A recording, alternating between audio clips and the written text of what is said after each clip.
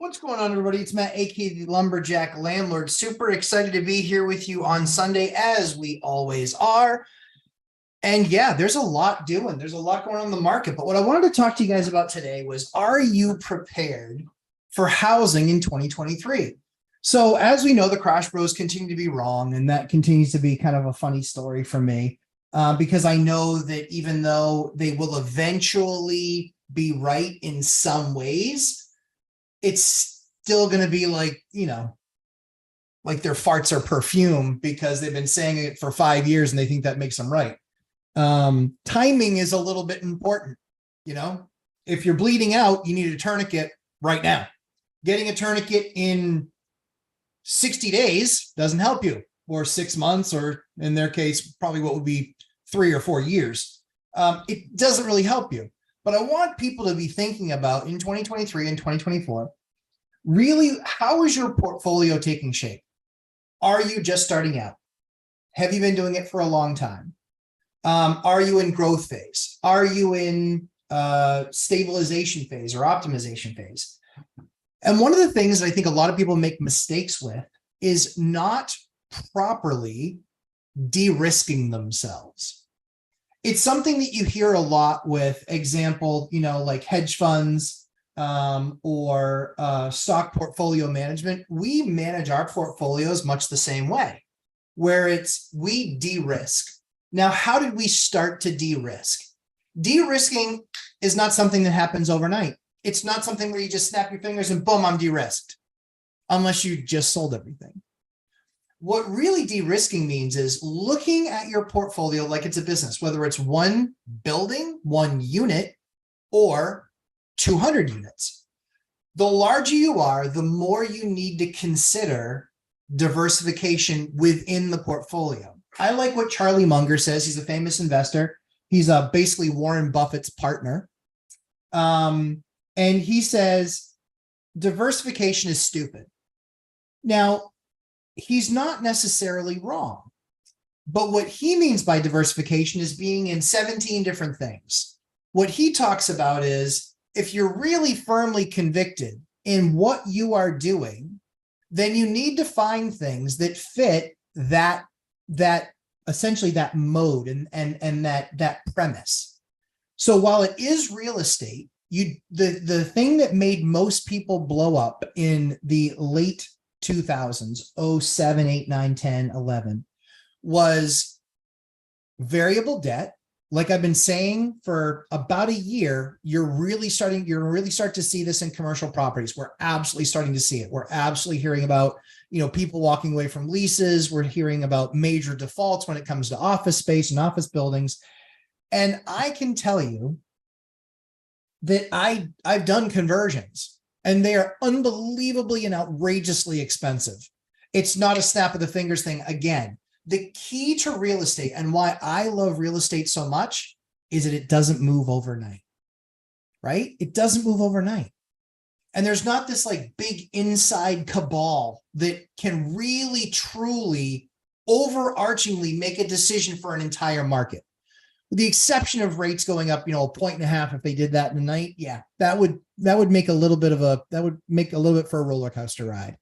But that said, the Fed knows that they actually want stability, right? So what I would put to you is that are you prepared for housing in 2023 and 2024 is, are you diversified within your portfolio? My good buddy Dion talked financial freedom. Love my buddy. And he is diversified in the perspective that he has stuff not all in the same market. They're in different markets. It's still all small multifamily, which I love. That's the core of the strategy, right? And then it's diversified in these different markets. Absolutely love the strategy. Makes complete and total sense. I'm in actually 5 markets now. I keep on forgetting because I started in 2 other markets, and so I don't count them as all my other stuff. But I'm really in 5 markets now. Now they're all closer together, but they do service different areas, meaning that there's different job creators in those different towns. However, they're location-wise, they're next to each other. And so, if one's really starting to struggle, okay, people might move away, or costs, they might move to some other spot. But what I would tell you is that one of the ways, literally 2 years ago, I started to diversify was I started to pull on a different base, i.e. housing, and specifically Section 8 housing. Don't get offended if I call it Section 8. That's what most people still identify it as. So it is what it is. But once you look at Section 8 housing, right? We were looking at it last night, and right around 17%, thereabouts, about 17% of our portfolio right now is Section 8 housing, 17%. That's up from 0 2 years ago. Now, the reason that we started doing that was we wanted to diversify within our tenant base.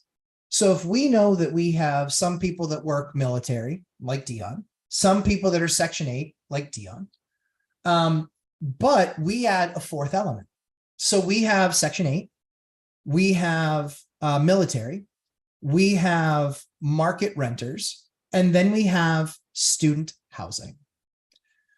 Student housing is awesome if you know how to manage it. It's one of the things that I teach in my absolutely spectacular, second to none value on the internet real estate investing course.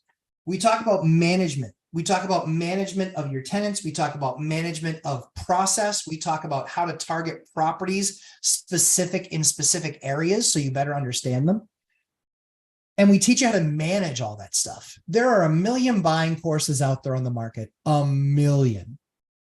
The issue is how many out there teach you how to actually manage those properties day to day, communicate with tenants on the day to day, manage a problem day to day, when you should bring in your insurance company, when you should bring in your attorney, the kinds of questions that you should be asking your tenants to better qualify them. These are all things that we teach in the course. But the reason I wanted to talk about stabilization in 2023 market and 2024 market is that even if the morning shifts, even if the market, shifts heavily, we're well diversified. We have 17%, and we expect to grow that probably to 25%. We expect to grow that part of our market to 25%.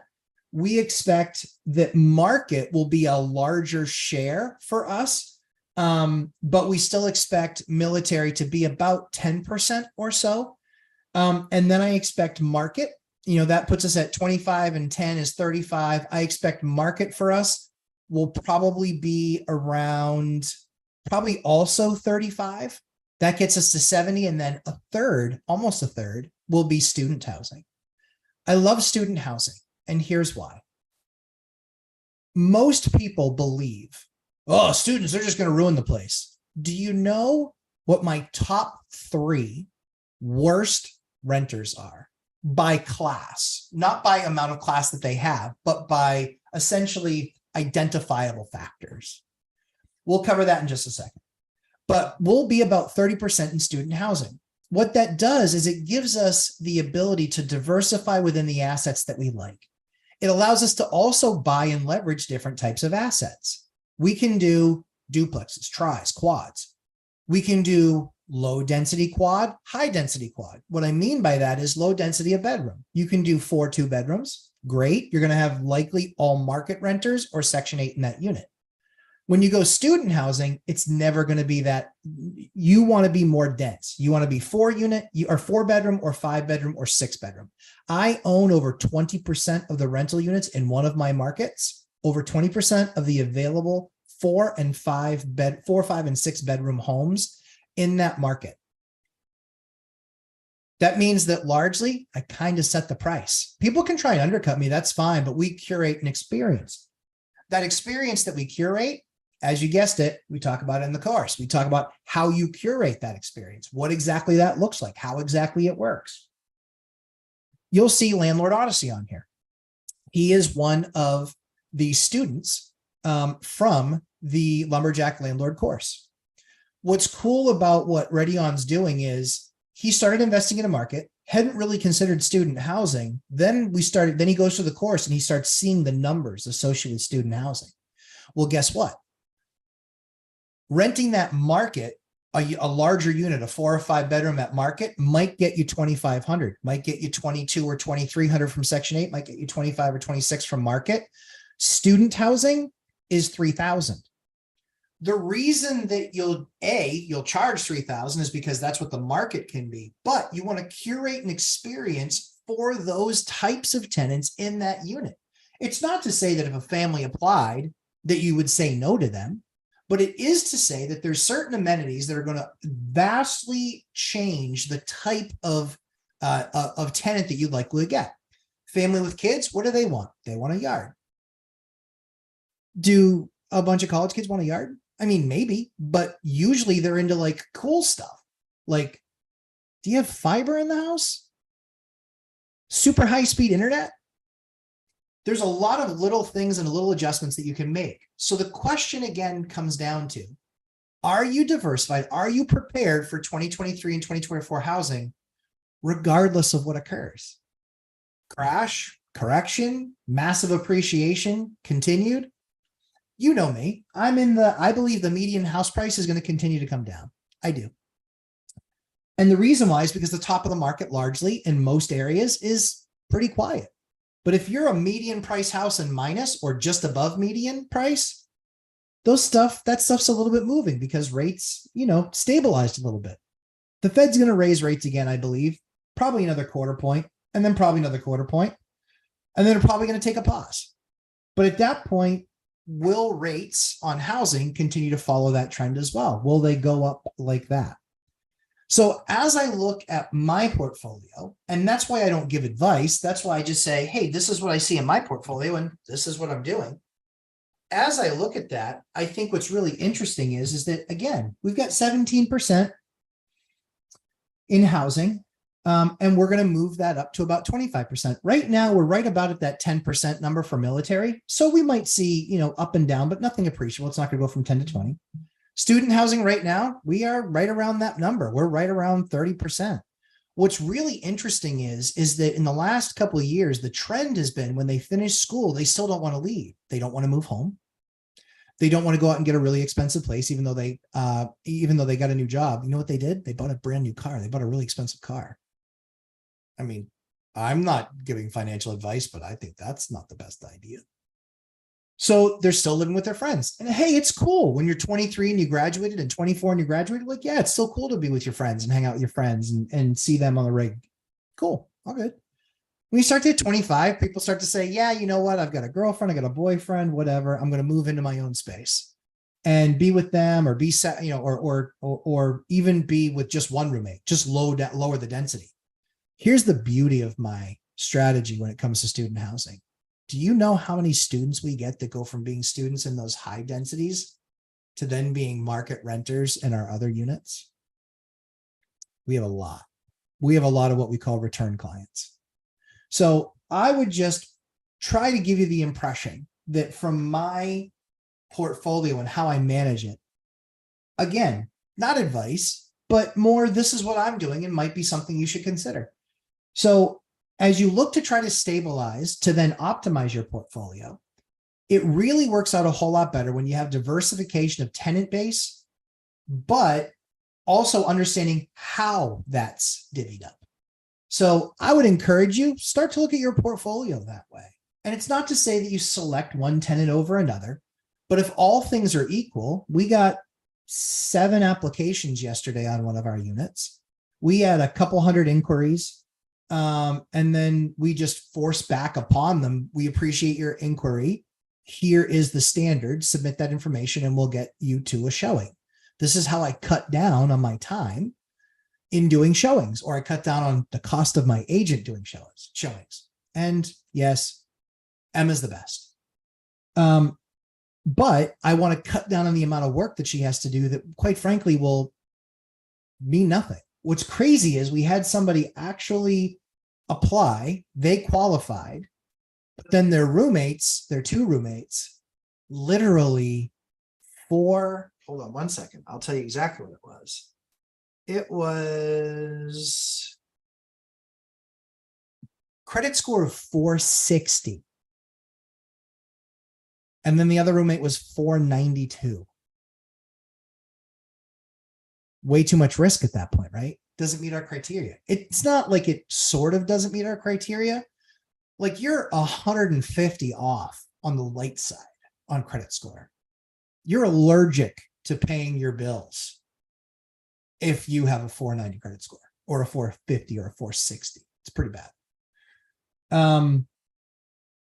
So hopefully that's food for thought. Hopefully that helps you. But again, as you look at 2023 and 2024, the most important thing that you can understand, I believe, in your portfolio and managing your portfolio, like we teach in the Lumberjack Landlord course, where the link is below for the syllabus. The most important thing that you can understand is, how am I diversified within my own strategy? And I think that for us, what do we know? We know that if the economy goes boom, boom, and I still believe that we're headed for some tough times in the economy, I believe that you will see a percentage of people that lose their jobs. Unemployment goes 6, 7, 8%, maybe, potentially to 10. But even if you believe in all this AI stuff, and maybe it goes to 12, we start suffering from a long-term unemployment issue with automation and robotics, which, by the by, I kind of completely love the new kiosk that they put in our McDonald's. Like, that is awesome. Sure beats trying to explain to somebody for the 7th time that I don't want onions on my burger. But these are the types of things that we have to account for. As the market continues to shift, we need to be looking at understanding we can't anticipate all that the market's going to shift, but if we have diversification, we're not going to get hit all at once. So with student housing, they're not going to stop giving out student loans. Now, whether you like that or not, whether you agree with college or not, doesn't matter. They're not going to stop giving out college loans. Hopefully they stop giving them out for silly things like basket weaving, but that's up to the person that wants to sign up for that loan. And that's up to the government to decide that they want to give out that loan. So I leave that to them, free market, from them deciding what they want to do. And so I look at my portfolio and say, all right, housing at 25%, those are all going to get paid. Housing, military, that's all going to get paid, largely speaking. It's possible that they could make a career change, but likely that that's still going to get paid.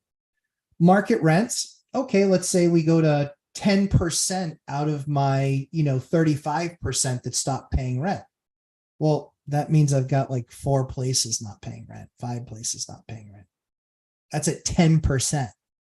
That's a pretty bad number. We've never been anywhere near 2. And then I look at student housing. Student housing, again, they're going to continue to get checks. They're going to continue to pay because they're going to continue to stay in school, largely speaking. And there might be some there. But if I were all market and all of a sudden I hit 10%, well, now I'm looking at 13 or 14 units being empty or not paying that I have to then follow through on. Or with my market and my strategy, I'm usually looking at probably more like 4, maybe 5, even if the economy gets tough. So hopefully that was helpful to you. As I always say, we try and create great content for you here. So please make sure you subscribe. Love to hear your comments if you have any, even if they're negative, because quite frankly, negative comments don't really bother me. And in fact, it's kind of fun. I kind of enjoy them because I'm happy to have the conversation, and maybe you can give me something I haven't considered before. It's possible. But let's jump in. I saw a super chat, saw some questions. Let's get into the real stuff for real investors that are doing the work.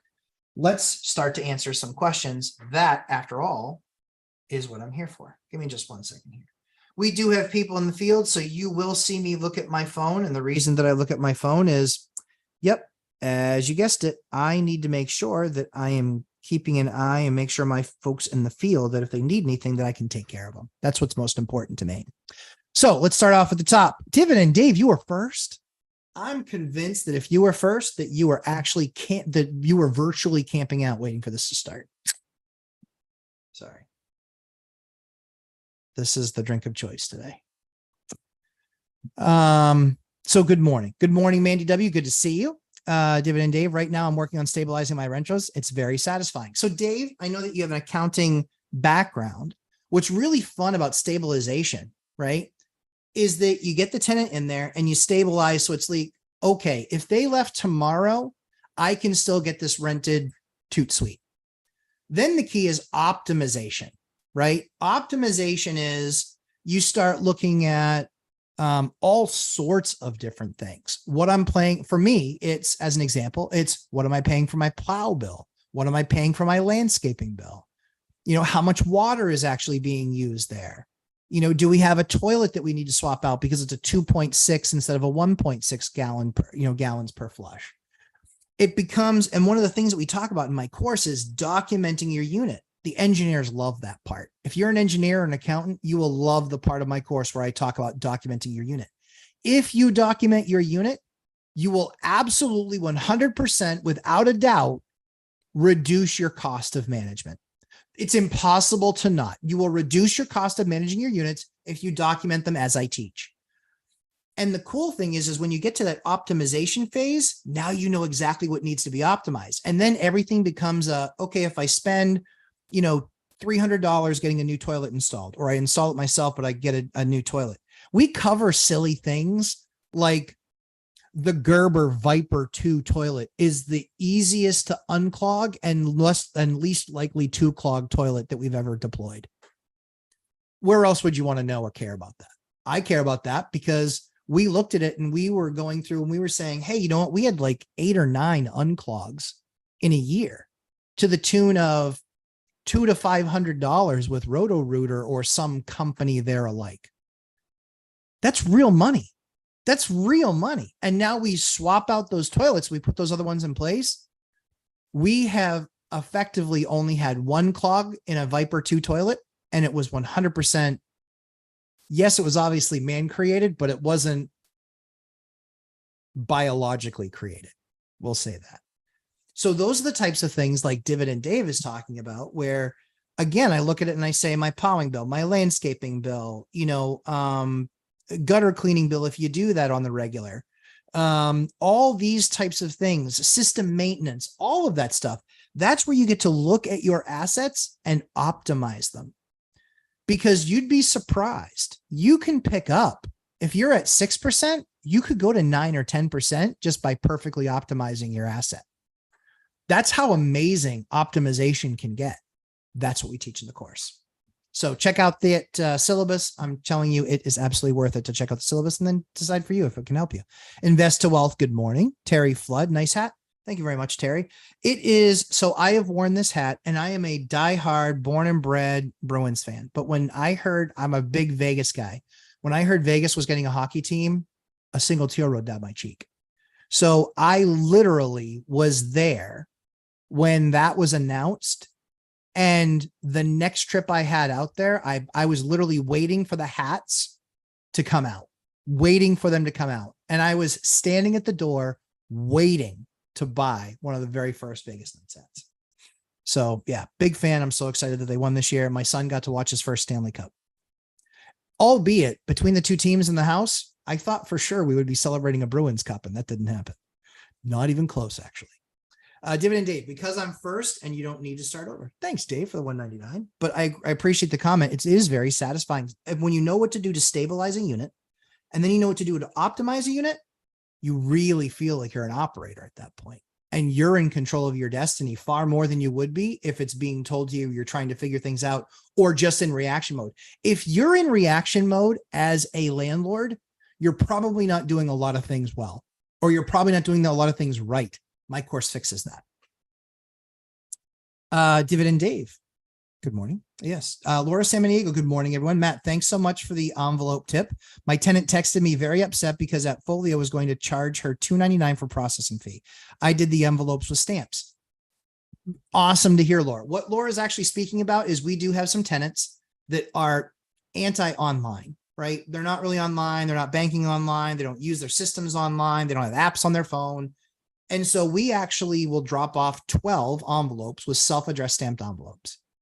It makes it near impossible for their rent to be late. All they have to do is write out the check and literally put it in the envelope and put it in their mailbox.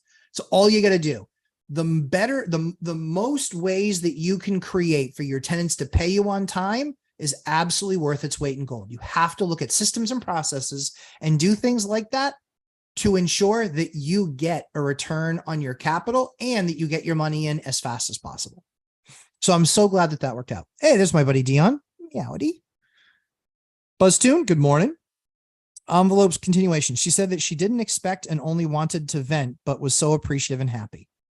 Awesome. Yeah, we had somebody too, and I just said, you don't have to pay the fee. It's fine. You can send us a check. But the check still needs to be on time. And just keep in mind, if your rent's late 1 month, just 1 month, we charge a $25 late fee for that late rent. That's pretty much almost a year's worth of paying online.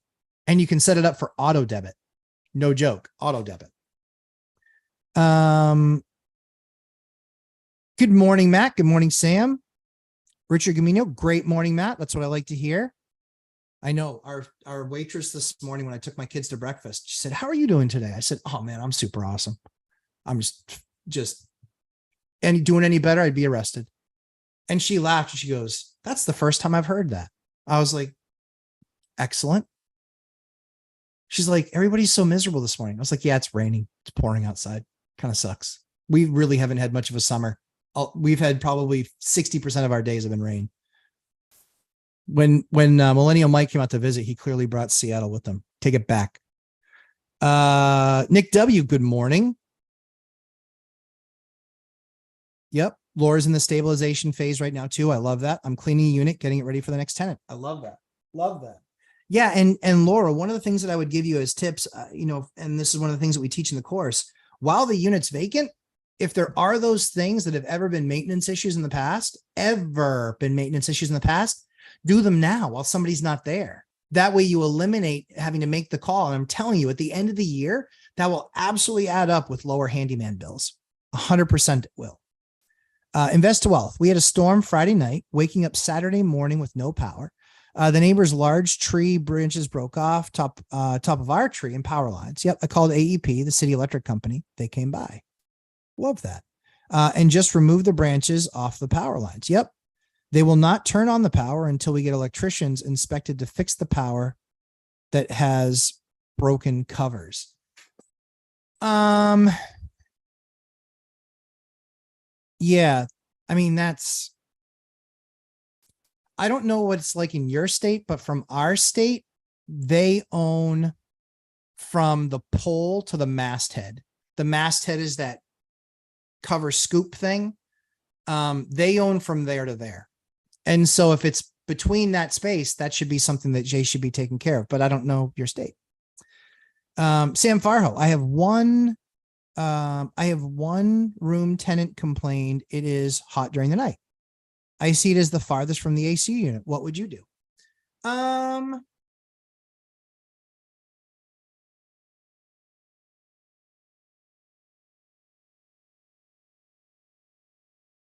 I would probably, depending on the unit, depending on the tenant, I might buy a used AC. I might just say, hey, listen, I'm going to give you this AC. If it dies, no worries. If it doesn't die, if they were a good tenant, I would do that for them. If they're like one of those just miserable tenants that's constantly an issue and stuff like that, I mean, it really is on their shoulders to take care of that. If you're too hot at night, go buy yourself an AC. Now, if there's some reason that they can't get an AC, like doesn't fit in the window, whatever, blah, blah, blah, then yeah, then there might not be a whole lot you can do. But the other thing that you could do is you could actually, if they stick a fan, not pointing in the room, because that pulls the air from outside in, but if they actually take a fan and stick it in their window and actually have it blowing outwards, that will actually suck the air from the other side of the house through their room. That's what I would probably start there.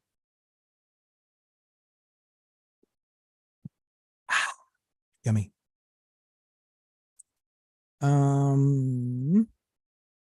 Look up. Hey, good morning. Look up. Oh, BuzzTune. BuzzTune, you have a question? Did I miss a question? Thank you for the $2 super chat. Oh, I got really far behind. We can't get electricians to come out until Monday morning. Yeah, that's life. That's just the way it is. There's just nothing you can do about it, right? The key is you got to be on it. You got to make sure you're getting responses quickly. But what else can you do? What else can you do? Give me just 1 second here.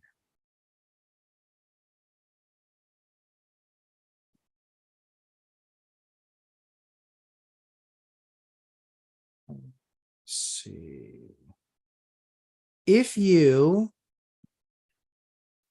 Yeah, I mean, sadly, that's kind of life, right? When it comes to electricians, like we've had that. And guess what? Every electrician, that's where relationships are important, right? Relationships are super important because if you have those relationships, then you can put yourself in a position where you can make a call and you're at the top of the list. Like it still might take me 3-4 days to get somebody out, especially when a storm comes through like that. Everyone's going to be booked out solid. So it's best efforts, right? You're making that best effort. Depends on what your state laws are, but I've never seen anybody, so long as you're communicative and say, I've called a bunch of people. We have our stable, we have the electricians we worked with in the past, and here they're going to be showing up. And this, Monday was the soonest I could get them here. Usually that is more than reasonable if the person that you're working with is reasonable. All right, so morning all. Hey, Matt, you can you talk about rehab costs and if it's worth it to upgrade certain things compared to return on investment, trying to grasp the subject. So REI, that's a big part of the course. It's a big part of the Lumberjack Landlord course. I actually do stuff in there where I spend about an hour. It's 3 or 4 separate videos, but I spend about an hour saying, hey, here are things that you should upgrade on. Here are things that you shouldn't bother with. And it really depends on what the goal is. Depends on how under market it is. This is where the first place that I would tell you is you start with the rent box. You have to start with the rent box because that will tell you what other stuff in your market's priced for and what amenities it has and what level, what grade it is as opposed to finishes. Is it super nice and everything's brand new? Okay, well, that's in one category. That's the way that I would start to really look at that REI. Again, there's a ton of it in the course. There's hours it would take me to cover here. But the first place I would start is rent box because I want to see how I'm comparing to everything else out there, because there are units that it doesn't make sense to spend $10,000 on because you're going to get $100 more. Well, that's a horrible return. It's 12%. You likely have a better place. You likely have something else you can get a better return on your capital. Maybe you don't. And if you have the 10K, maybe that's good, but you might get, much higher if you take that 10 somewhere else. That's what I talked about a couple of weeks ago, which was we looked at our portfolio. In fact, watch the video, 30% returns. The concept of that video was that I wasn't looking at real estate. I was looking at taking existing units, understanding my rent box and recognizing if I made these upgrades to these units, I could get 30% more. And I have and I did and I have. So that's one of the things that I look at is you start off with the rent box. That's what really is a good guider. Sam Farho, my new tenant is a young lady with a 6-year-old daughter. Kind of hesitant to do maintenance myself there if there is an issue. I'm considering a handyman, but I can do things myself. What would you do? I mean, that really is up to you and your preference. I'm not sure what the 6-year-old daughter thing has to do with it. I just make sure that when I'm doing work over there that I announce that I am. And it depends on what that work is. If it's something that requires a license like electrical or something like that, yeah, I would likely have an electrician do it. But that's where, for me, again, my view of things is, yeah, if I can fix it myself, I will, unless it's something that, has a huge liability to it. Electrical, yeah, if you do it wrong and it starts a fire and something happens and, then you could be in a problem. It's really important to understand your local and state laws on what they allow you to do. Johnny Cashflow Ramirez, he's picked himself up out of his project just enough to raise his hand and say, I'm here, I'm listening, I'm also working. Because I know Johnny Cashflow is always working. Ned Talks, good morning, good to see you, sir. Investor Wealth, how would you handle if your tenants are in this type of situation? I would be over communicative. I don't know what your state law requires, but for me, I'm just over communicative. I would say, I've made a bunch of phone calls. Here's the soonest they can be out. But if they have renter's insurance, that will cover any spoiled food. That will cover a lot of those types of things. So that's why it's one of those things that I recommend. That way, if they're like, well, we expect you to pay for the food that went bad in the fridge. It's not my problem, not my fault. Act of God. Can't do anything about it. That's on you. If you have renter's insurance will actually cover food that they lose in their fridge because of a power outage. It's not my job to cover it. My job is the house. And as far as service goes, if it's something that requires a permit, anything that you would do to get them unnaturally back online would likely be illegal. So that's where, for me, I would just be over communicative and say, and then they would say, well, it sucks. Okay. It's up to you. You could put them in a hotel if you wanted to. If you have if you're city water and sewer, then you don't really have to, you don't really have to worry about them not having water. But in my state, there's no ceiling on how hot a place can get, I don't believe. And on cool, it has to be cooler than 58 degrees for 8 hours or more.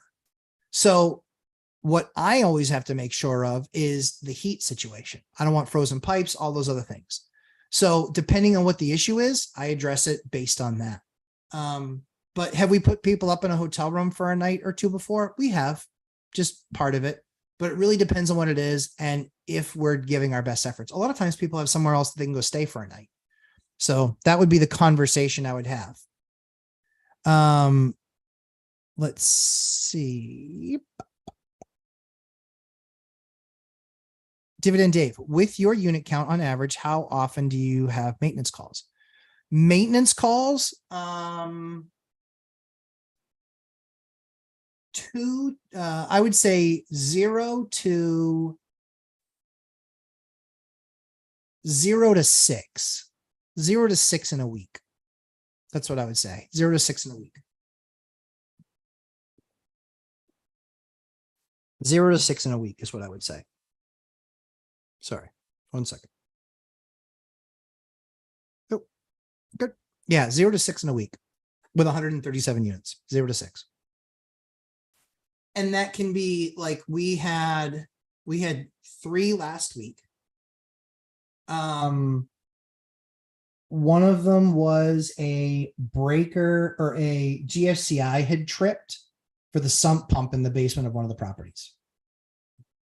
I showed them how to do it.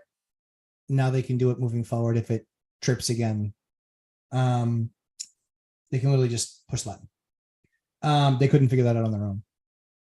Another one that we got last week was somebody broke the cord off of a light. Like, that's a maintenance call. Like, we'll do it. We'll take care of it.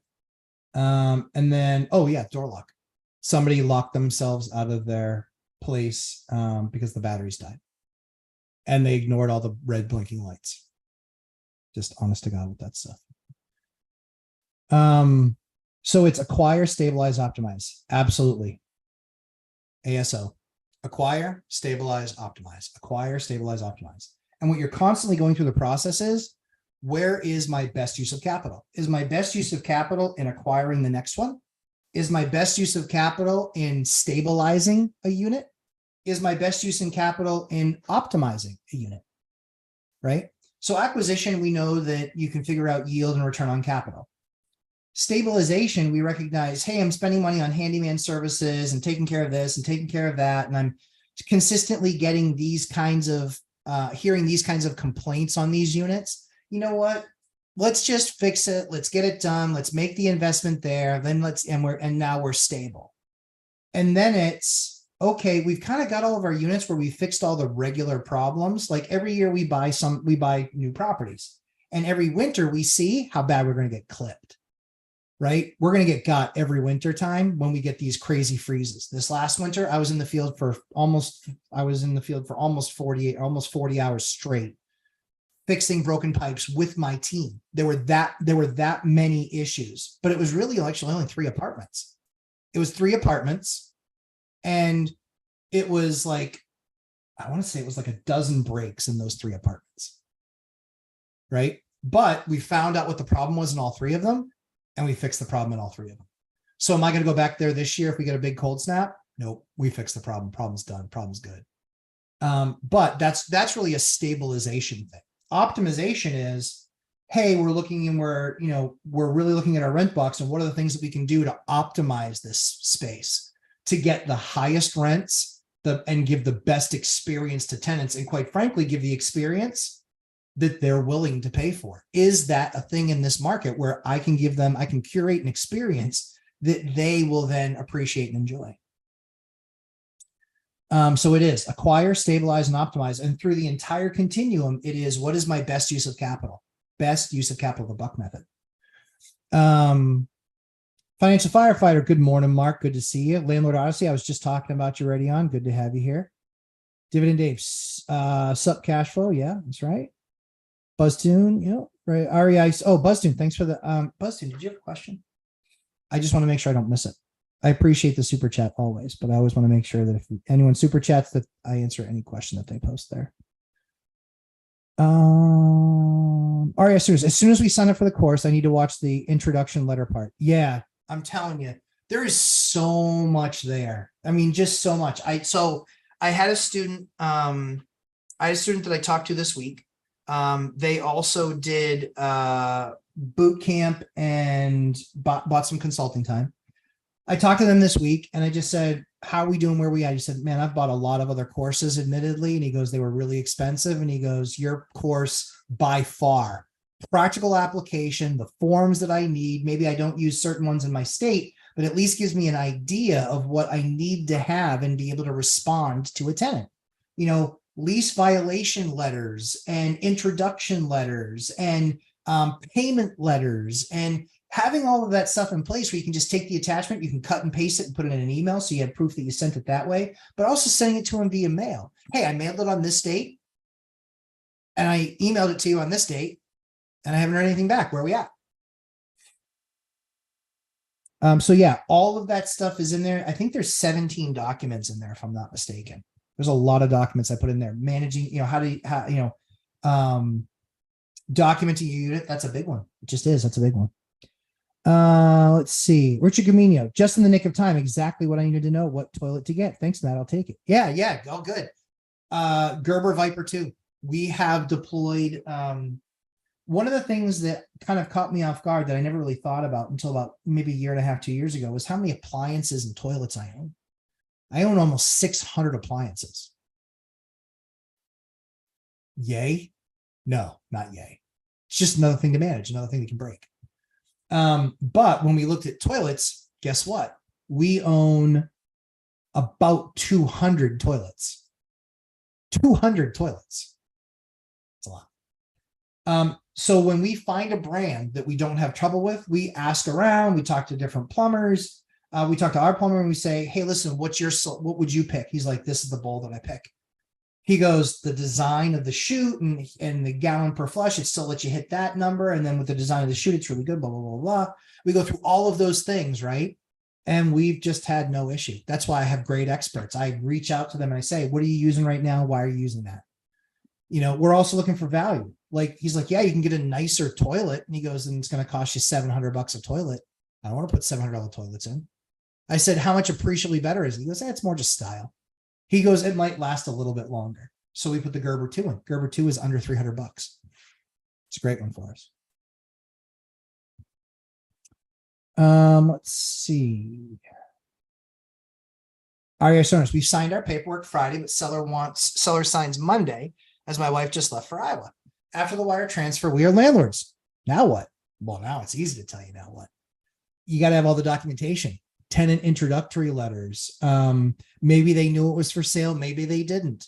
You know, making sure that you just say, hey, I'm the new landlord. Would love to take the chance to meet you sometime. I don't know how close you are to the property that you bought, but love to meet you sometime. If you could just send over a letter, just kind of introducing yourself so I can, you know, would love to get to know you. I actually do that. And then in that introductory letter, one of the things that actually says is, are there any things that, you know, because the landlord was selling the property that might have been maintenance issues they might not have taken care of? I can't promise that I'll fix everything right away, but it at least gives me a list where I can start to work from it. That's really important. You got to have that list that you can start to work from and kind of work and roll backwards. Scott Coleman, good morning, sir. Wealth building journey. Chester, what's up? Catching up on double speed. Love that. Chester, I want to know what's going on. You got in the field, my man. I had a call with Chester. He won the contest with Dion. And we had an action plan. I want to hear how that action plan is going, Chester. Oop. Here we go. Just need to roll this back. There we go. Julie Anderson, you and the boys need to remind people to hit the thumbs up and comment. It really makes a difference. All right, Julie, hit the thumbs up and comment. Appreciate you guys. Can you tell I'm a businessman, not a YouTuber? Landlord Odyssey. To prevent water seeping through the foundation, does a French drain need to be as deep as the foundation, or can it be close to the surface, assuming the grade is away from the house? It doesn't need to be as deep as the foundation. Like to the bottom of the foundation. It doesn't need to be there. It's good, like if you're doing new construction, that's a nice place to put it. But if you're doing something on top, the biggest thing that you want to do ready on is get water away from the foundation, is gutter downspouts, and then you put them on. You can build up the, with stone, you can build up the ground around it, but either use a 3-foot pipe that pushes it, that basically, the extension of the downspout that puts it into the yard, or you put it onto one of those plate things that fans out like this, and then it pushes the water into the grass area. That's ideally what you want to do. The whole goal of water issues, the whole issue with water issues around foundations, is that the water rests up and drains towards the foundation. That's the problem that you have, So what you really want to do is you really want to bring it away from the foundation and let it absorb in the grass. That's ideal. Chester, everyone hit the like button in case you haven't already. Thanks, guys. Laura Samanigo, Matt, I'm doing exactly that. Yep, I look at the water heater. It is 13 years old. It is already on my handyman list. I want it to be replaced before the next tenant moves in. Absolutely, something that can be. So depending on condition, depending on the quality of the hot water heater, you can also look at it. There are hot water heaters out there that are meant to last a long time. But it, usually if it's an 8-year and you're looking at 13 or 14, you're starting to work on borrowed time. Let's see. Dividend Dave, would you recommend hiring an electrician to replace an exhaust fan? Yeah, I think it could be electrician, it could be handyman. Those are one of those types of tasks where it's not a big, huge, crazy task. And you need to start having your vendors see you regularly, right? Because then it's not like, oh, who's this guy? Oh yeah, we did something at his place, blah, blah, blah ago. Nah, what you really want is that reference. I can call my plumbers, my electricians, and I go, hey, what's up? And they're like, oh, hey, what's going on? That's the kind of relationship you want to get to with your tradesmen. The reason why is because when there's a storm, like what was talked about earlier, InvestWell, and something like that happens, you want to know that you're first on the list. And I know that I'm first on all these lists, or at least very close to the top. Wandering Doc, what's up, my friend? Landlord RC, I think I'll join the second boot camp as well, depending on what time it is on Tuesdays. So we're going to offer, you'll see this from Harry. I appreciate that, Landlord. Would love to have you there again, ready on. And as you know, it's just like ridiculous amounts of information.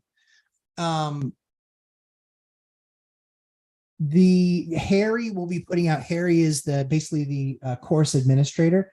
He's going to be putting something out, I think tomorrow, that's going to give a Saturday option. I wanted to stay away from the weekends, not for me, but because of you guys. So I want to do a Saturday option. I'm going to do it later, kind of like later in the evening. That way West Coast it'll be dinner-ish time for West Coast, all the way to East Coast. It'll be a little bit later, but hopefully that will put people in a position where it's like, hey, it's Saturday night. I can do this for an hour, hour and a half. And that way it's not during the roll of the middle of the work week with, putting the kids to bed and doing, doing your after hours property stuff and getting ready with homework and things like that for the next day. So that's why we put it out for a poll, and only about half of people pick Tuesdays. We're going to make Saturday an option. We're going to make a Saturday night option.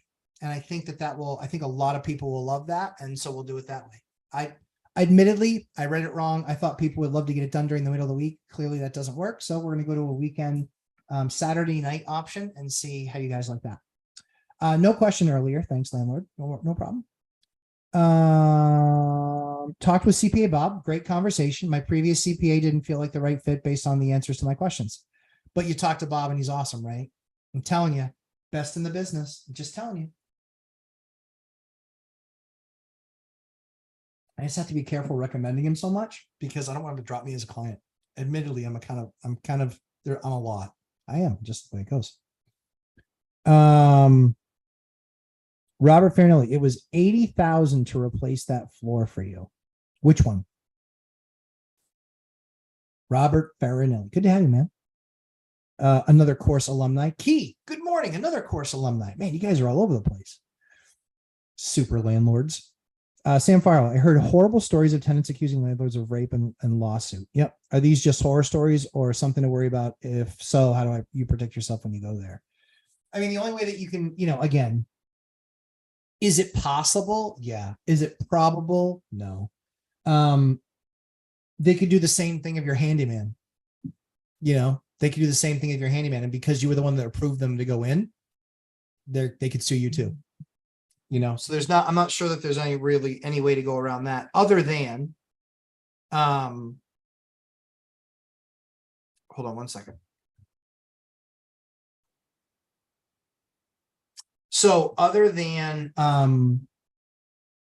going when they're not there, making sure you're going when they're not there. That's one thing.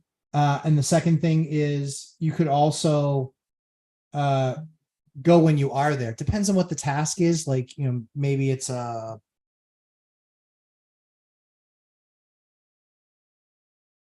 of my contractors. Those were just jokes. Well, maybe not jokes, but certainly nothing I'm paying attention to. So it's always possible.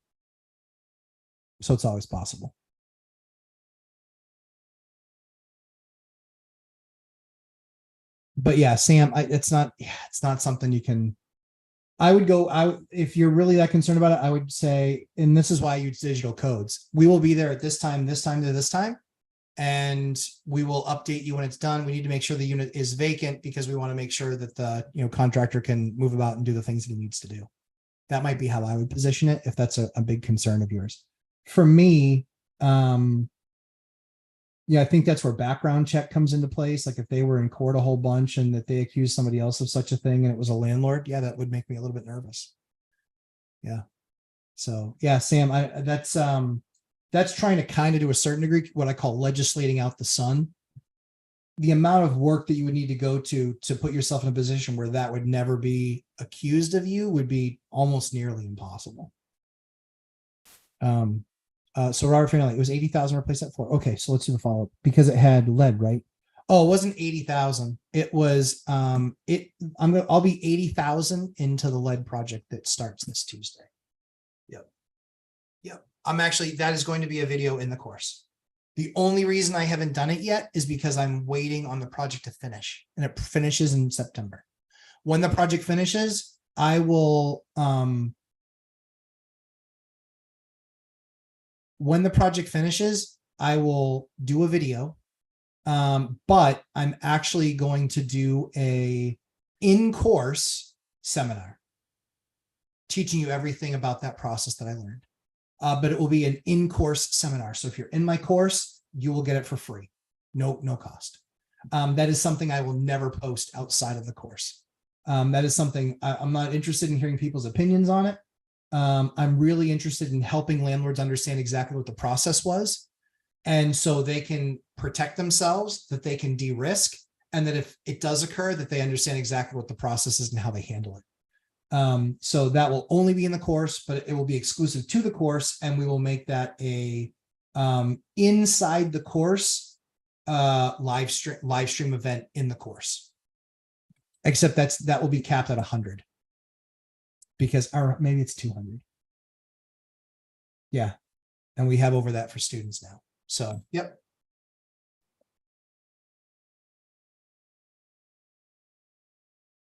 Yeah. So that's so to your point, Robert, and I appreciate that. I could give a PhD level lecture on that stuff. And that's what it will be. Sorry. Just picture.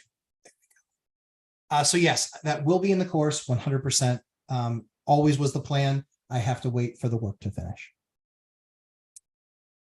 Landlord RC, Harry reached out to me, but didn't give me a time for Tuesday. Got it. Saturday would have to be early or late for me so I can have my Saturday to do renovations. It would be late. Like I'm thinking, and there'll be a poll.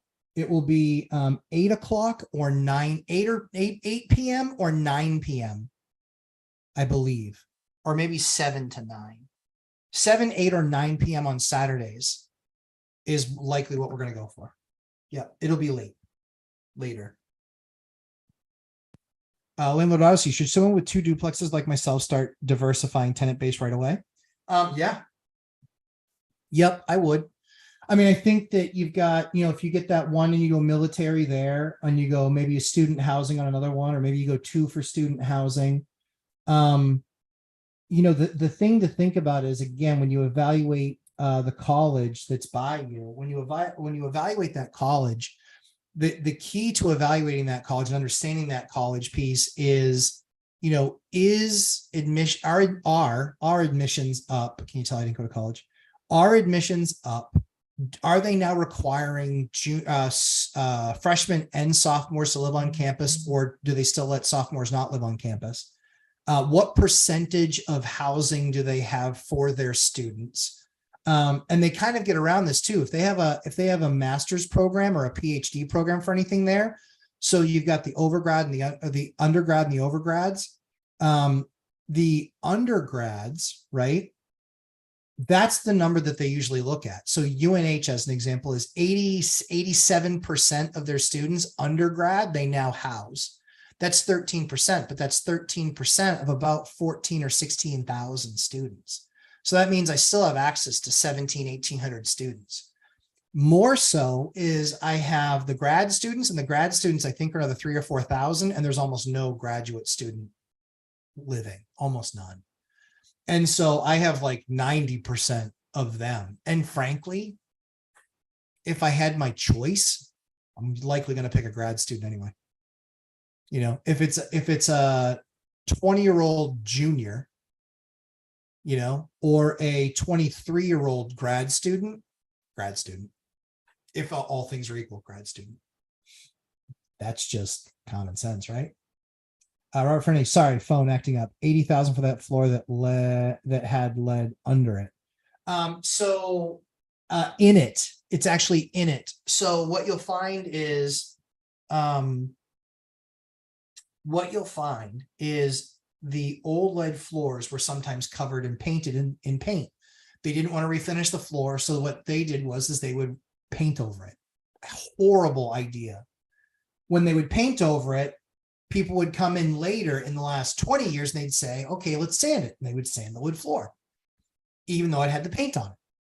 What would happen is in the crevices in between the boards, not on the board, in between the boards, they found lead paint. So there were 2 options there. It was either A, cover it with plywood, or B, fill in the cracks. I don't love the plywood option. I just don't. I think I love the old original wood floors. So the other option is they can basically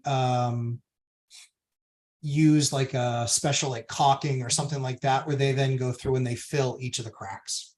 So don't love it. Hold on one second.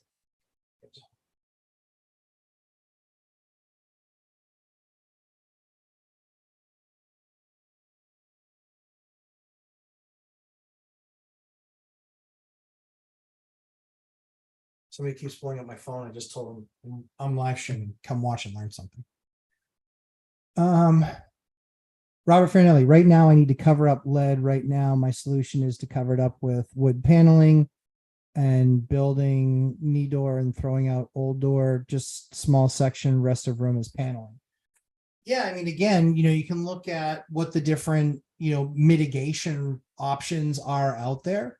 For us, it's usually, it really depends on what the issue is, really depends on what the issue is.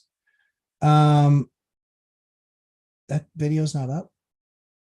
Dave, I believe you, and then it's not up, but I thought that video for sure was up. I will take a look. That video's been ready for like 2 months. I'll find out why it's not up.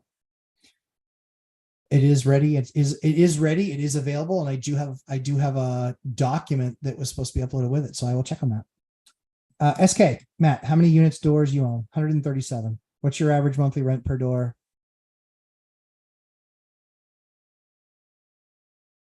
I'm not going to share my portfolio data with you. I never share it, not personal.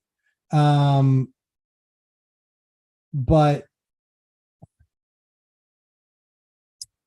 My my maintenance holdbacks are 3.5% because we've never been above that in the last 10 years. We've not been above a 3.5% repair. But that's why I do a course, is I'm that good at this. So we teach people how to do a number of things and manage their properties that drastically lower the cost of managing their properties. So we only hold back 3.5%. Never need to hold back any more than that. But yeah, I got 137 doors, and then that's how I keep my repair costs low. Is I self-manage, but I also know the right things to do in repairing a property and how to do them. I'm not doing the work myself, but how I hire people to do them now. How much rents are you able to up a year? It depends. 137 units, it's not standard. It's not like, hey, we're going to raise these all 7%. Last year I gave myself a $250,000 raise, and that was just in rent raises.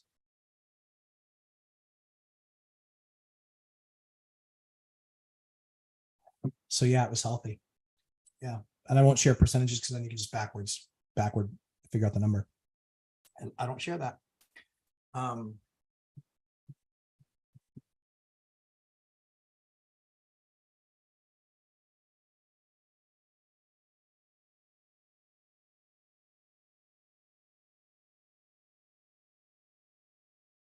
But yeah, fair question, SK. Sorry. I don't share my overall portfolio value. I don't share my net worth, and I don't share my price per door because everyone knows I have 137 doors.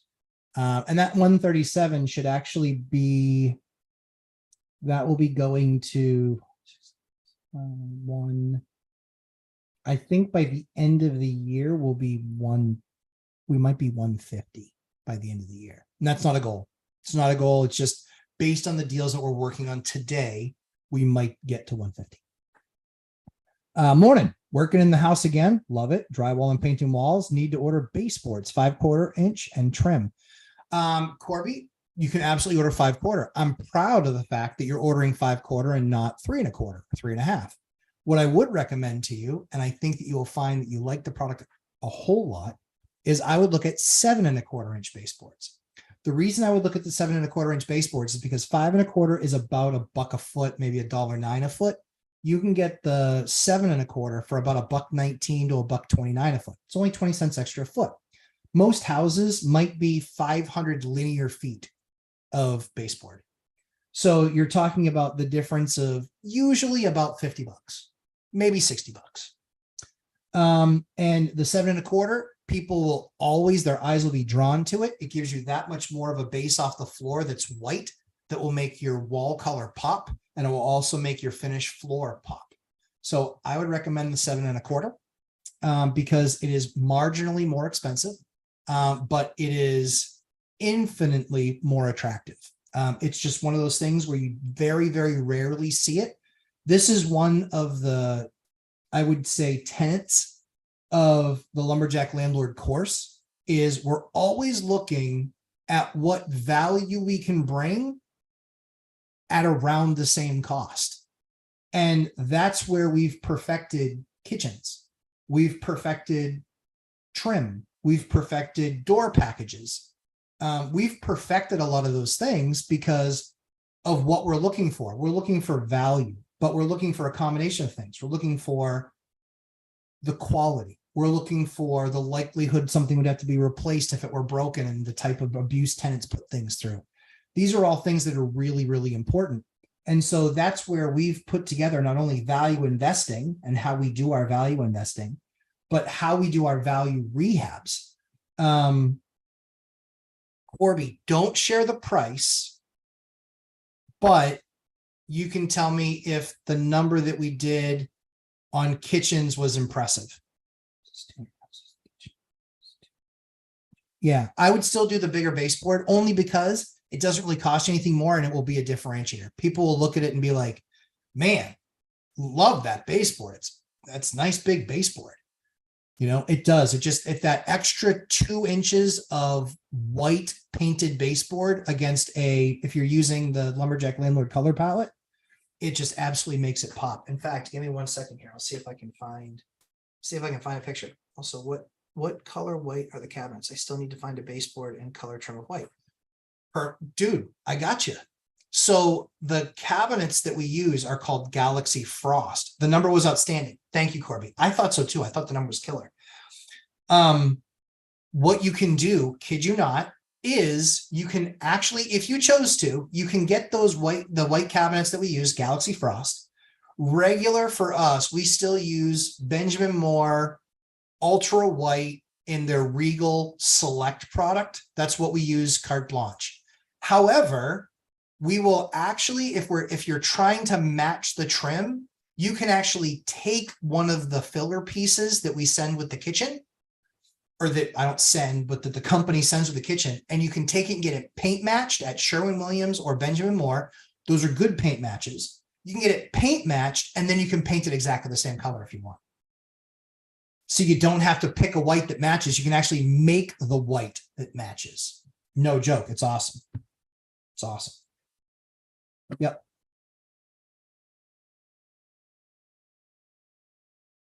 Yep. I'm glad that you thought the number was outstanding on the kitchen. If you are in the Lumberjack Landlord Bootcamp course, only the bootcamp course, we can actually do a kitchen design for you, which includes a 3D rendering, the blueprint, as well as the list of all the material that you'd be sent. So it's basically, here's the catalog list of everything that you're going to be getting. We do that for $99. No strings attached. 99 bucks. We do all that work for you. The design, and that's back and forth on design based on the spaces that you take. We teach you how to measure it and the information that we're looking for. And then you can take those designs and you can bring them to another kitchen designer if you want, or we actually give you a price. I don't want to be in the cabinet business. What I do want to do is I want to enable landlords that, like I was 20 years ago, I want to enable you guys to be able to do kitchen rehabs with high quality product for much less money than buying retail. So you're able to buy these things at wholesale prices. That's it. That's what we're trying to do for you guys, is we want to make sure we put you in that position where you can do that. But yeah, Corby, let me know, looking to paint trim now, have to budget the cabinets. No, all good. So if you just use, so for us, we use the Benjamin Moore Ultra Pure White, and that gives you a great base. But that Benjamin Moore Ultra Pure White, we love that color. That's what all of our trim is. And we do a semi-gloss. It's very, very, very easy to clean. And we either spray it or we foam roll it. That's what I would tell you. Course and bootcamp are both outstanding values. I keep trying to tell people. Thank you, my man. I appreciate you. The kitchen design process was super easy and fun. Thanks, Matt. Chesla, thank you so much. Chesla also did a kitchen with us. But yeah, so I would do Benjamin Moore Ultra Pure White, Regal Select, and I would use a foam roller, and that's how I would apply the paint. And I would put at least a couple coats on there. And so if the baseboard's already in, I would just tape off the floor, and if the baseboard isn't already in, then I would just put it on sawhorses and I would just go rolling it. That's what I would do. Glad you guys, I really appreciate that, Corby and Chesla, and I appreciate your guys' feedback. I believe it is an outstanding value. REI Stoners, do you backsplash your kitchens? Great question. Many times we do. Usually code says you do need to have something there, but it's usually on a backsplash. Usually you just have to put a line of caulking there in the back so nothing can roll back behind the counters. We are going to be making tin backsplashes available. We're finishing up the contract with them now. That is also going to be a boot camp availability for you guys to be able to place orders on the tin. And we love that tin. We love that metal tin. In fact, I think next week I'll show them. I have samples. There's about 40 different colors, 50 different colors and styles and things like that that you can do. What's really amazing is the price. It's about $3.50 to $4 a square foot, and you can paint it and finish it any color you want. And that comes as raw tin, but with the design in there. So you really pick the design, and then you can spray it, clear it, and there you go. We'll show a kitchen. Actually, for next weekend, you'll actually see a kitchen done with that tin next week. We'll be able to show that to you guys. And I really want to start, ideally, I want to start the boot camp this coming Saturday. So Harry will get that out this weekend or this week. If you guys are good with a 7, 8, 9 p.m. start, I want to start the boot camp this Saturday. That's what the goal is, to start the boot camp this Saturday. And I think there's only 2 more spots available. I think it's 2. Yeah.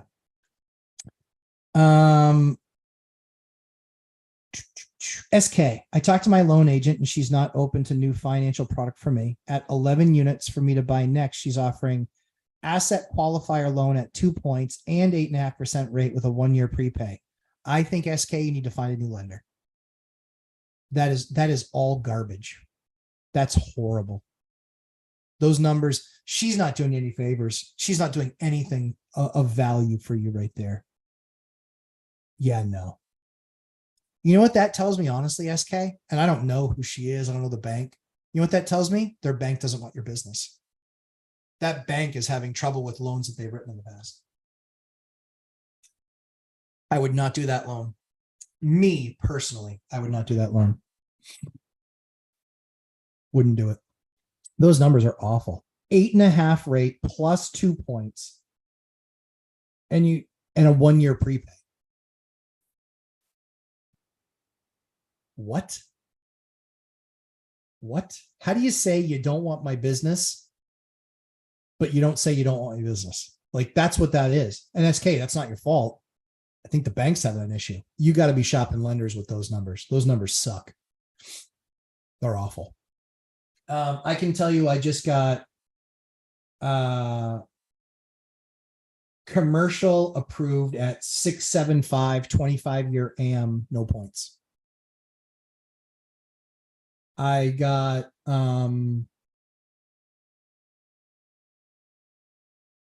714, no points, 30-year fixed on four units and below.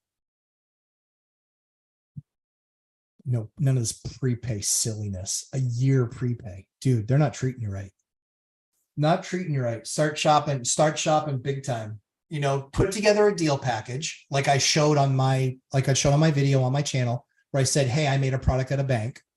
Just look at the package. I think attached on that video are the slides, and then just go through those slides and then just, update each one. It should be a 2 or 3 slide thing. And then when you go to talk to a bank, just say, hey, this is what I'm looking to do, blah, blah, blah. And then if they're like, yeah, that might be something we're interested in. Okay, cool. I'm going to send over to you a packet. Just take a look at it. This is what the commercial guys do that they don't tell you that they do. They put together a lending package or a loan package. They basically put together a package, a proposed package for a property, and then they start shopping that deal and they give it out to a bunch of different banks. And then the banks that are interested or have the room for it in their portfolio, or it's the type of area that they're trying to grow into, they'll say, yeah, we'd love to put some numbers together for you. That's what you guys need to do. I'm trying to bring that commercial world of what I've learned from that space and bring it into our resi world. And I'm telling you, you can absolutely do that. Do you know if it's a responsibility, SK again, do you know if it's a responsibility of the landlord to regularly replace water filter in the fridge, air filter for HVAC? Also, while mowing, low, if tenant breaks 2 sprinkler heads, is the landlord liable to fix it? If they broke it, then they need to fix it. That if they're responsible for lawn care, but then they break something, that's not on you to fix. They broke it. And obviously I would refer to the lease. I don't have tenants do lawn care. Not interested. Because then they won't do it on a regular basis, or the way they do it is lousy, or blah, blah, blah, blah, blah. I want to take care of that for my tenants and make that part of it. And then they don't have to buy a mower and store a mower and, all the liability that might happen from it. I would send them a bill for the 2 sprinkler heads. Replace the water filter in the fridge. I would have a spare one of those there. And yes. I would believe that in the fridge, it depends on what your lease says. But for me, a fridge filter, that's why, just so you know, I don't do fridge filters. We actually buy fridges sometimes that are such an outrageous deal because water's in the door, and for some reason they're discontinuing it. And then I tell them in the lease, you cannot hook up water to the fridge. Why? Because the fridge filters are so unbelievably expensive, and we don't do it. We don't do those. I think that you might need to if you have water hooked up to it though. An air filter for the HVAC, 100% on a landlord. Yeah, not on a tenant, unless you put it in your lease otherwise. But what I do in that particular case is I find out what size it needs, and then I buy a 4-pack, and then I leave the 4-pack there. And then what I do when it's like, okay, it's maintenance time, then I just have to hire the guy. He doesn't charge me $10 or $20 for a $2 filter. And then he goes around and swaps them all out. But at that point, I don't need an HVAC maintenance guy. I can just get a handyman to go in there. They're really easy. They're even directional. They even show, point it this way. Like, so yes, I think you're on the hook to, unless it's otherwise noted in your lease, pay for the filter for the fridge, pay for the filter for the HVAC. If they break sprinkler heads because they mowed over them, that's on them. I would send them a bill. Ned Talks, 3-part question. How would you go about working with tenants when selling a 4-plex to try and get them to make their units looking good for showings to sell the property? Main unit that's the fixer is sort of occupied. Okay. Sort of occupied by a hoarder. Should we show the property with the unit looking horrible or wait for them to move out if we think the average buyer is going to want to build out that unit to live in? 60 days till they move out. December 1, we lose our lives and a 2-year tax exemption. So we're kind of under the gun on the time. So what I would do is you're probably not going to like this idea, but this is what I've done in the past. Kid you not. I made an agreement with them that I would provide them dumpsters and I would provide them with help for a day. And if they're just like a trashy hoarder, but they're not really a hoarder, like a lot of people like to say hoarder, right? Because people just have a lot of stuff and they haven't thrown it out. If they have that like emotional attachment and that's like going to be a broken thing for them, then yeah, you're probably in a rough spot. What you would do then is you could do cash for keys, because Ned, the biggest issue you're going to have is you can't relinquish that 2-year, you got to make sure that you don't lose that 2-year tax exemption, obviously. So everything that you do is in the interest of not losing that year tax exemption, because that 2-year tax exemption might be, let's say, $50,000 or $100,000, right? It's well worth it to spend $3,000 or $4,000 to get that thing to an end. So you can do it both ways. We're related. Oh, gee, Ned. All right.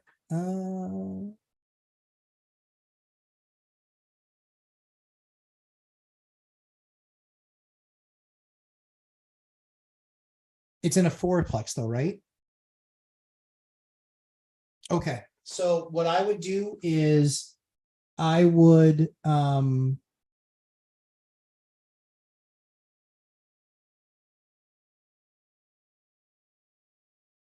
exactly, Ned. Yeah, exactly. What I would do is I would then just post it. The person buying a 4-plex isn't going to be, it's not going to be a home buyer. It's not going to be a home buyer. It's going to be an investor. An investor is going to look at that and be like thrilled that, oh, they're like, oh man, this is great. I got a 4-unit. Fantastic. Yeah, fine. One of the units sucks and we're going to have to get the people out or whatever. Yeah, I would just show it as is.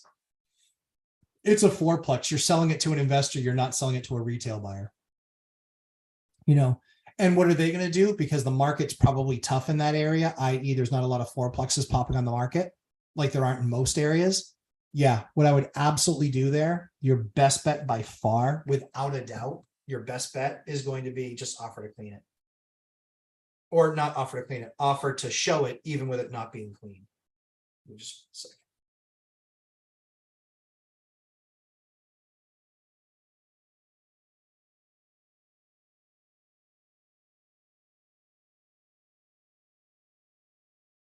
So yeah, that's what I would do.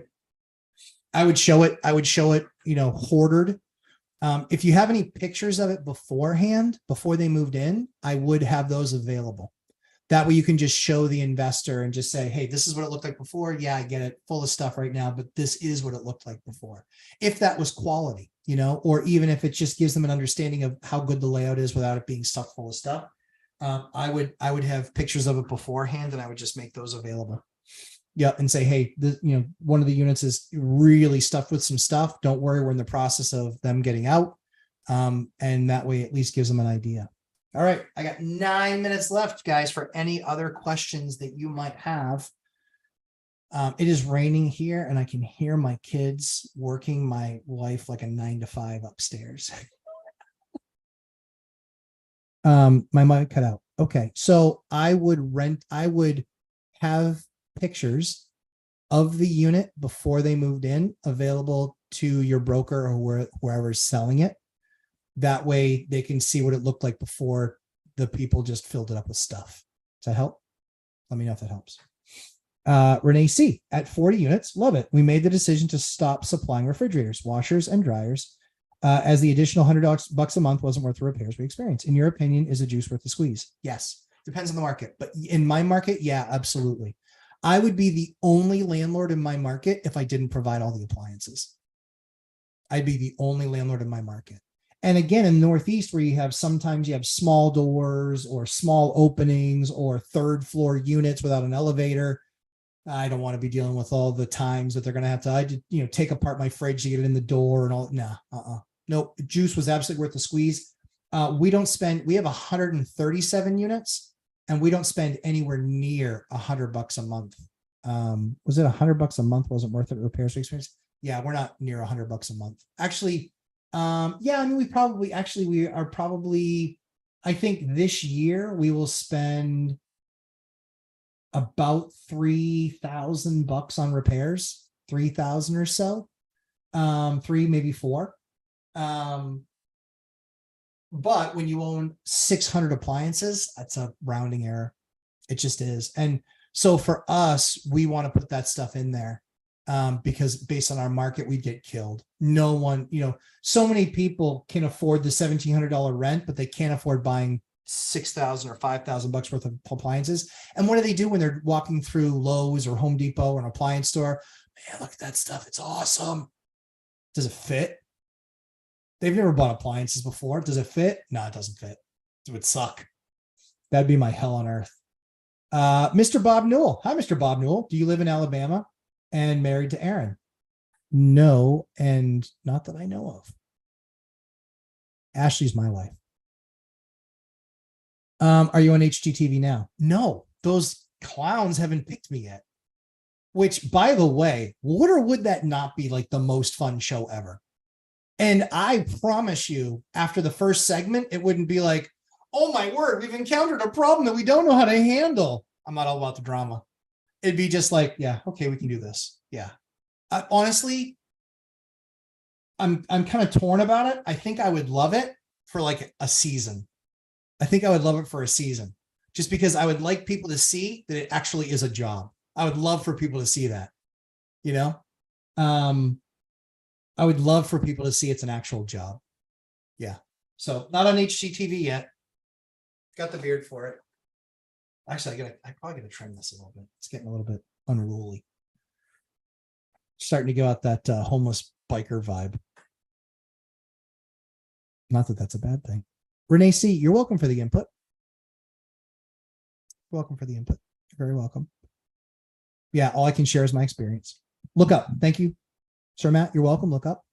Update. Found a couple more properties and scheduled showings for them next week. I need to find better loan products now. Yes, sir. Guys, shop loan products. Shop everything. Everything. I've been in the business over 20 years and I still shop loan products. Now, I'm loyal to my bank from the perspective where I give them the chance to do the deal with me. I'm loyal with my bank, but I still shop. I still talk to people all the time. Absolutely. Fatty JZ. I like the name. Morning. Do you always put AC in your rentals or is that optional? I do not always put AC in my rentals. Northeast in New Hampshire, we don't really need AC as much as we need to make sure that heat's there. So heat's always guaranteed and it's always a good heating system.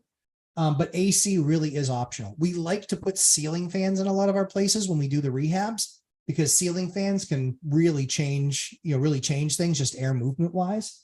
But yeah, AC is an option only because what we found when we were smaller and we would give out the ACs, people would then complain about the electric bill.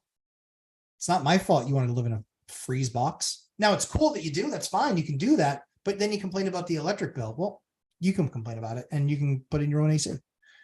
So that's what actually happened. So great question, Fatty Jays. And good to have you at the channel. Fatty Jay-Z. Rainy Brutini 21.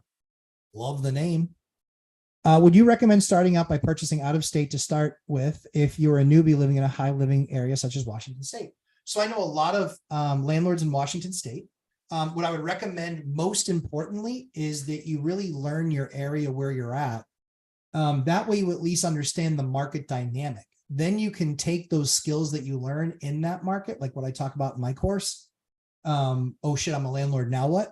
You can really take those skills, and then those are portable skills. Figuring out what your return on capital is on a property. Figuring out that, you know, duplexes, tris, and quads are far better yielding assets and instruments than single family homes, things like that. So yeah, well worth it.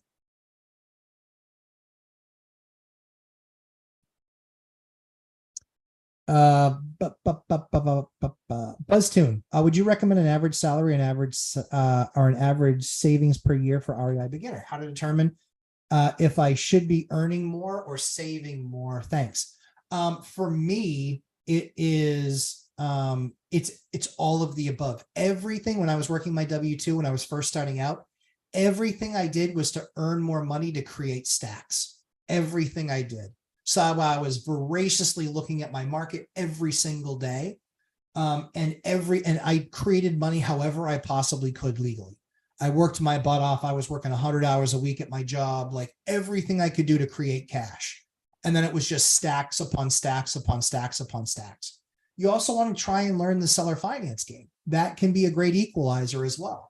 But yeah, it is all up for me. It was all about earn. And I was never putting my money in like a 5-year savings bond or putting it in something where, you know, to create an annuity. That was not how I did it.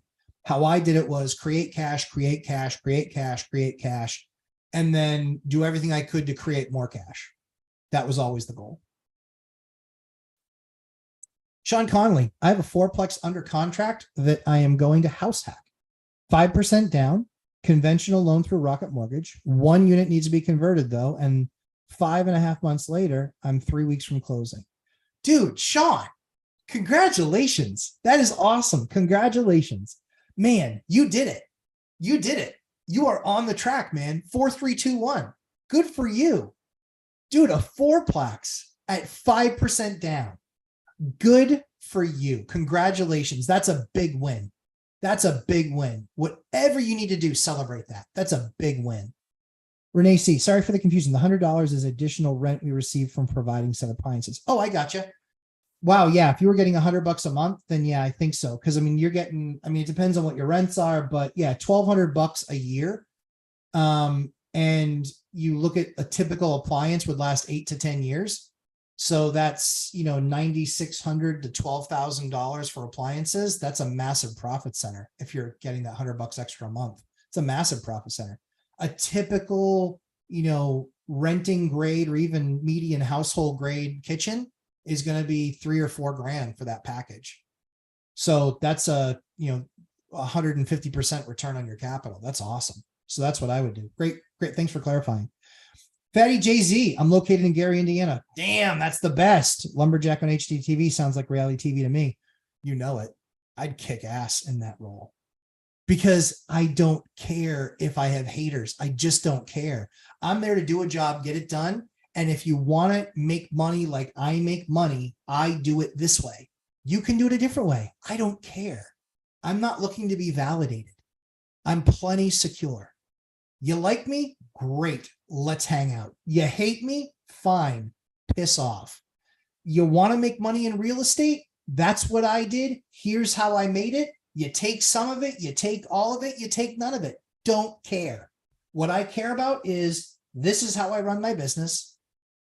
This is how I manage my business and my tenants. And this is the return that I see on the assets that I have. That's it. The rest of it, while I love the community and I love spending time with my community, I do really love it. They're here because we're like-minded. If you don't agree and you don't like it, whatever, don't like it. I don't care. Piss off. Go be broke somewhere else. You know, what I did worked. And it wasn't based on what happened in the last 3 years. There's too many guys that are talking about what they did in the last 3 years. And the last 3 years is 15% of my time in the market. I've been doing this for over 20 years. I made it work during the Great Recession and the Great Recovery. No one's calling it that yet, but they should. And then what this was the last 3 years, which is completely crazy, but plenty of people got successful doing it because of appreciation. My rents went up. My appreciation, yeah. Did my net worth double or triple or quadruple? Probably. Don't know. Don't care. Don't look at it. I look at cash flow. Because every single time I've tried to go buy something awesome, like another building or something, they don't go, hey, so what's your net worth? Nope. Don't ask. Don't care. I don't even keep track. Don't keep track because I don't care. Cash flow. Look at the video on my Instagram, Lumberjack Landlord on Instagram. You'll see my son, I pounded into his head. He's 5. It's a great video. It's an awesome video. Literally, I was sending it to a friend of mine and I was just like, hey, Sammy. And so I just put the thing on and just was, literally hit the button record and held it and just asked him questions. And he answered. He's 5. So that's what was top of mind for him. You want to be on HG? Let's go. Yeah, I'd love to. I'd love to try it for a year. In all honesty, it could be one of those things where they hate me or I hate them. Quite possible. However, I think what I would bring to the table is something that none of them have.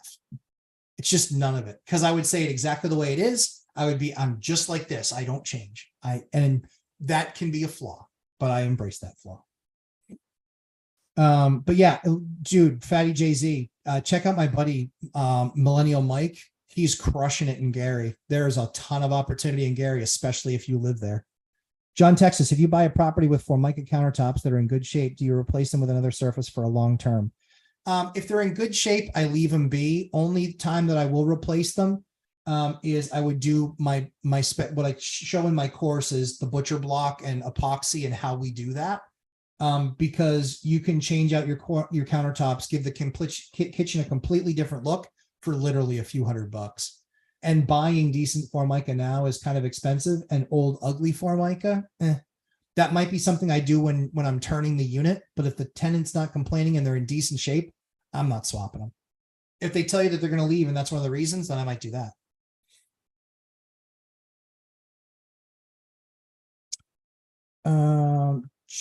Bob Newell, what's your highest value property that you're on? A couple $1 million. See, I'll answer that question. Can't back into anything from that. But yeah, a couple $1 million. Richie Gamino, that's funny, Matt. I showed my wife who you are, and that's the first thing she said. He needs to trim that beard. Aw, Mrs. Gamino. I know. It needs to. What's really funny? So I don't think I've said this before. So Mrs. Lumberjack, we're having number 4.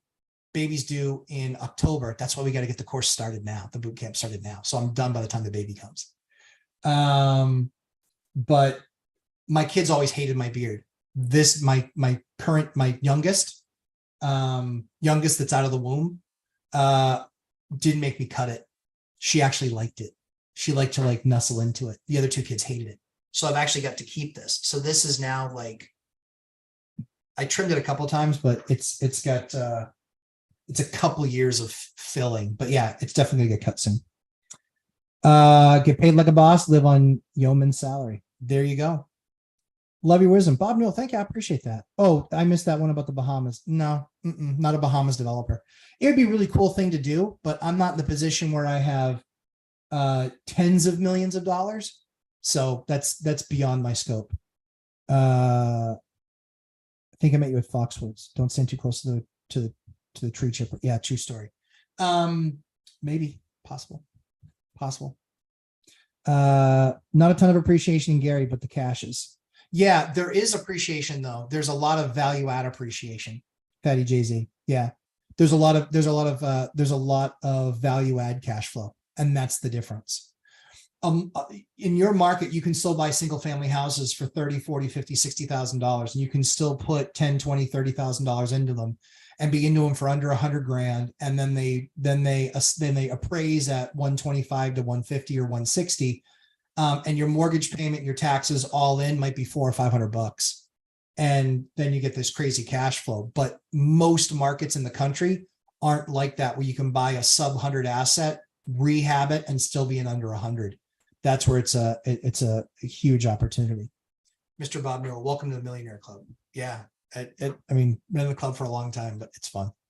But guys, I always say we try and create great content for you. It's been a super pleasure hanging out with you guys again today. I hope you have a fantastic weekend. And again, poll tomorrow in the course for the Lumberjack Landlord boot campers. Only a couple spots left. We actually were able to expand it because a couple of people said, you know what, it's not a good time for me in the season. So we're like, hey, no problem. You can keep the boot camp ticket that you have and you can use it in the next boot camp. So a couple more spots opened up. Get in there early often. You'll see Harry post it tomorrow in the Lumberjack Landlord Bootcamp. You guys can then fill in the info and give us an idea 7, 8, 9 p.m. on a Saturday night. And so hopefully that's helpful to you guys. Leonie Carone, I love your program. You are so generous with your information and advice. I am more than happy to do it. Actually, that reminds me. My good buddy, Uneducated Economist. He has been lighting the world on fire with some amazing takes and answering all questions. He's so much nicer than I am. Maybe I should be nicer. He's better at being nice than I am. But spectacular. He saved me big time in understanding what was going on with lumber. If you are a landlord and you are looking at doing capital projects in your properties in the next 12 months, you need to be watching Simon the Uneducated Economist. You must be watching the Uneducated Economist if you are doing projects. He works in a retail lumber yard. He sees the prices that are coming. He sees the impact it's going to have on the economy. Guys, Uneducated Economist. He is absolutely spectacular. Don't let the name fool you. And he saved me absolute ass loads. That's a technical term. Looked it up on my projects because I knew when to buy. I held off doing deck projects for 18 months because they were safe. They were just not in the best of condition. Held off for 18 months. Guess what? Average deck in materials for me went from 10,000 to 3,500 in materials. I wouldn't have known that. Without UE. So I am forever indebted to him. I think he's an amazing guy that takes care of a lot of people with the information that he shares. If you're a landlord, you should be watching Uneducated Economist because he's got his finger on the pulse, just like we do for rentals, just like we watch in our market and we see what's happening with banks and we understand what's going on with folks. We know this stuff. He knows this stuff when it comes to the actual lumber market. If you're doing those types of capital projects, you gotta watch him. Mr. Bob Newell, best live stream ever. Appreciate that.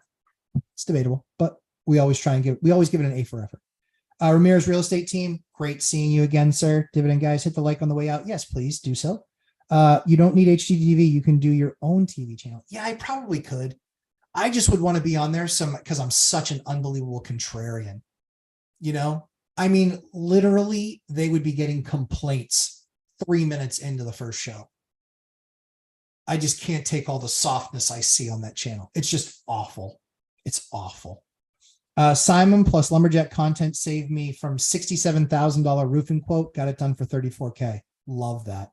How long does it take to grow lumber? It depends on what kind of species it is. If it's bamboo, 9 minutes. So it depends. But Dion, good seeing you, buddy. I'll talk to you soon. Jesse Wellnitz, UE saved me a lot too. I'm building projects on my land the last 2 years. Telling you, Uneducated Economists, check them out. You're doing yourself a favor if you do. Hope you guys have a fantastic week and we'll catch you in the next one. Take care, everybody.